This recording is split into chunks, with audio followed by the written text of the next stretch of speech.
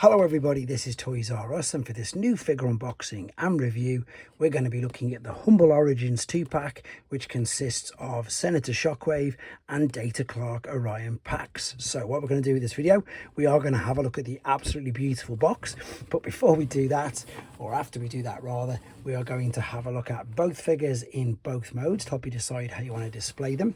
Now of course we've got a few other Orion packs figures that have been released down the Generations toy line, some of them quite recently, to be honest.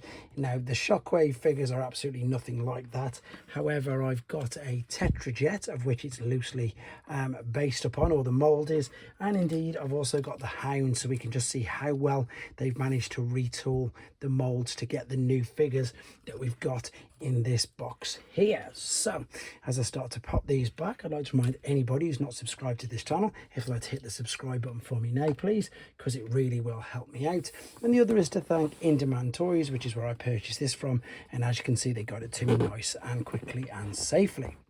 So there we go, we've got Humble Origins 2-pack, we've got Senator Shockwave that's sporting a lovely G1 Ultra Magnus colour scheme, and that's because in the comic he changed his colour quite often, and as they said, the designers, it was quite hard to pick which colour scheme they wanted to. There is Orion packs, this time looking to be a retool of the Hound, again figure from Siege, so that's going to be interesting. We've got, oh, what's that? I think that's Senator Ratbat on the side there, which of course is in the other package.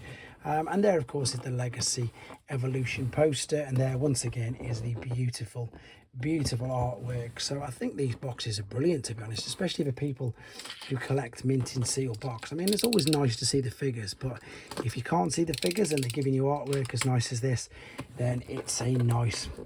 I suppose it'll make up for it. Let's have a look how these are packed then. I'm also just going to remind anybody that I've not seen any videos on these yet at all. I've obviously seen some images. I was particularly excited by the images as soon as I saw them because I just like the whole concept of them. I hope this isn't too loud for you. Let's see how these are packed. Oh, there we go. You can't see anything anyway. So I think... let's be honest. Oh no, oh, there they go, they've just fell straight out. They're wrapped up in that. I'm definitely going to stop the video to open them and have a look at them. Okay then, so I've set them free from the packaging, and you could probably tell by my reaction I was not expecting them to be packaged like that, or indeed in their alternate mode. So let's have a look at them, and to be honest, we'll have a look at the accessories that come with them as well. I'm going to start off with Orion packs, and this is of course a retool and redeco of Siege Hound, and as you can tell, of course it's really obvious the color scheme, I know, but you can also see there's a different grill, there's different molding details at the back, but overall I suppose you can pretty much tell that it is very, very similar, just with a completely different deco, to be honest. I'll show you the differences with the weapons and indeed the same in a second, but that's just to give you an idea again of the mold that they've used, and I can see why they've done that, to be fair. It's a nice solid mold, it does look good. The color scheme really suits this. I'm just going to move this out of the way, and he comes with all of these accessories. So this is a bit of maybe a throwback to G1 with what could be a spare tire on the back, but it also doubles up as like well, I'll show you before we go into robot mode.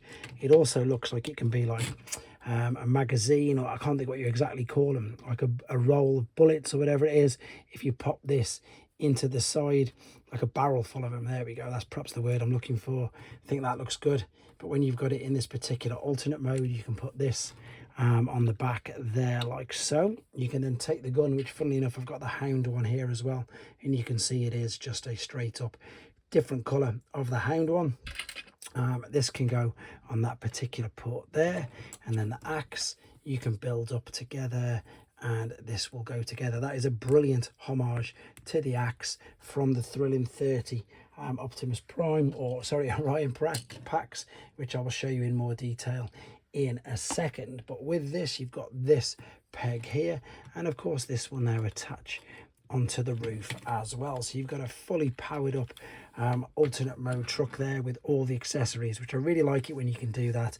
I much prefer to be able to store everything on him. So obviously we've compared him to a mainline, I suppose, deluxe figure. This is a studio series mainline deluxe, so pretty much about the same shape and size. And then I've got very quickly just a legacy animated prowl. So yeah, we're talking same size, roughly same dimensions, just obviously slightly different. Let's move him out of the way for now. If it starts to focus in on that, I'll move it. But now we've got Senator Shockwave. I love this color scheme. It just really works on this particular figure. Here are the little jet bits on this. It looks like we're attaching here, to be honest, just on the side. They are very dainty, to be honest. It looks like you can put them on either side. It just depends which way you want to turn it and face it. And indeed, if I bring up an original Tetrajet, you can see clearly again how they've managed to do that. So all this area is looking completely different. It looks like we've got the engines on the front, but you can tell that the nose cone, you can tell that the legs, everything underneath are pretty much exactly the same. The other good thing as well is obviously you can see that they've still kept all the 5mm ports all around this. So, you know, just again, because he's here, might as well take the accessories off this. You can pop them on the underside of the wings there if you wanted to. There we go. And you could stay, oh, that still looks pretty good, doesn't it? And I love that. I love the fact that they've put these 5mm ports in them.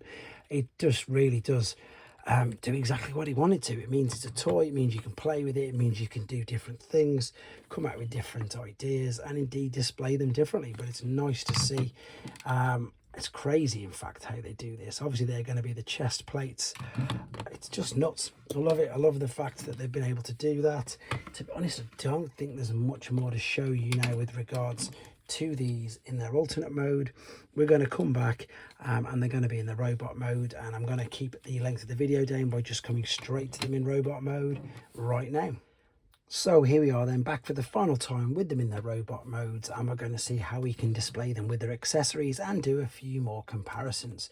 All the transformation processes will be uploaded in a separate video, so for those of you who don't want it spoiled, who won't have it spoiled for you. And as I say, the main reason is to keep the length of the video down. The instructions are both of them together, and to be fair, they're pretty thorough, and it's got all the combining ways that you can put the weapons. So it doesn't seem like they've missed anything out at all, which is brilliant. So I think once again, we'll start off with Orion Pax. He's nice and chunky, he looks really good, and let's just again do a quick mold comparison between the two. So now it's really apparent, you know, the molding detail differences on the sides of these. Although you can still tell, you know, still tell it's his legs, etc. The wheels look slightly different. I like the silver trim on the inside of there. The backpack is slightly different, you can see. Not a lot different, but it is ever so slightly different. You can make out more of it from that particular angle. And there is obviously the gaps in the back of the calves, which I know that some people aren't particularly fond of, but I just wanted to point it out because they are there. But again, great use of this particular mold, and again, color scheme really works with this one. So articulation wise, the head does have articulation. It is somewhat, oh no, it's not hindered that bad actually by that. You can move that out of the way, so it will go all the way around. He looks up and down ever so slightly. Shoulders will go all the way around out to the sides. This should clip. Does it just come out of there? Oh no, it's in, but it looks like it was coming out. There's a swivel under there. You've got your bicep flexion, you've got a wrist swivel, you've got waist swivel, you've got a front kick all the way up, all the way back, knee bend, and a huge ankle tilt. Yep, and you've got a toe rock rather than a full ankle rock. And there's nice detail on the chest. I like this figure. It really does look good. I like the axe, which you can use, which even looks better in this particular mode, which of course he is. He's supposed to be wielding this, even though he's only a senator. I mean, sorry, he's a clerk, data clerk rather. He's a data clerk, so why you'd need a huge axe and like a massive rail gun, I don't know, but this is what I was referring to earlier. Now, if we pop this on there, or the other way around, it's up to yourself, whichever way you want to put it. Of course, just turn it around because you don't want the big hole that you can see there visible on the back. This will then go in there, and again, because he's got the 5mm ports on his forearm and his shoulder, you could, if you wanted to, and on the top of the shins and even on the back, you could take more weapons and accessories and just completely build him up if you wanted to. I've got a Hound's gun there and Hound's rocket launcher, so let's have a quick look. I could perhaps put this Yep, on the side of the shoulder, that would go as well. You could store them on the back if you didn't want to carry them all as well. All of these 5mm ports work brilliantly. But now what I want to show you is the brilliant homage.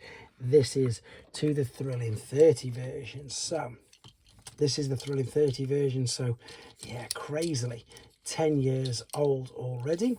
And that's why we've got this look. This is more, as I say, well, this is the IDW version. This is pre-war, as they're referring to him as. You can already see the similarities with the axe, which we've seen. Apart from this one, is translucent plastic. Overall, though, there's a big difference in the figures. These, I liked the Thrilling 30, but they were just quite light, quite flimsy, and they were all right. They could have been better. I think for the time they were okay. I think now we can be, well, look back on them a little bit more harsh maybe. There is of course another Orion packs, and I suppose we might as well bring in a couple of Optimus Prime figures just to give you an idea of the scale and size of him. Some of these are third party, some of these are obviously official Takara. It's just good to see them all lined up together, to be honest. I'm also going to bring in some other figures from the more current toy line. So there is a Devcon, and let's move him out of the way. And funnily enough, this isn't the same toy line, but just to give you again an idea of scale and of some size. Right, I think that's enough covered. They've all got these giant axes, which is just brilliant at the moment. I think, as I say, that's pretty much it for him. Overall, pretty good. I'm going to bring, well, not pretty good, I like him. I'm going to bring him back in a second. Let's bring in Senator Shockwave. And yeah, I suppose the only negative thing is he doesn't have any other accessories at all apart from these, and you could put them in his hands, but it wouldn't be that good. It is obviously, as I say, the use of this mold. Now they look completely different. Even if I took that away, no, you can still tell it's them, obviously, but they look, I love these, I suppose, blasters, jet engines rather, coming over round the side. From the sides, the main difference is of course the wings and the engines. The legs are the same, this part's the same, the back part is as well. But again, as I said, you've got all these 5mm ports, 5mm in his fist. So at the moment I'm just currently taking the weapons off a few of these figures, and of course, oh, the shoulder is coming out ever so slightly, but it goes back in. These you can wield any weapon that you wanted, even including, as I say, Autobots. As long as you've got the 5mm port, you can put them in wherever you want. But I need to take these out just for a second because I want to show you the articulation. Now is this new? Should that fully hold in? I don't remember the Tetrajets doing that at all. So let me have a quick look what that is. It could be obviously the fact that it's, oh no, it did it, but it didn't. Oh, it did. I didn't realise it did that. I've never noticed it do that at all, to be honest. Articulation wise is good though, because again, this is a Voyager class figure. So you've got the head, which will go all the way around, look up and down, more for transformation. That's moving back though. Shoulders, as you can see, move forward. They still go all the way around. They can get restricted by what's on the back.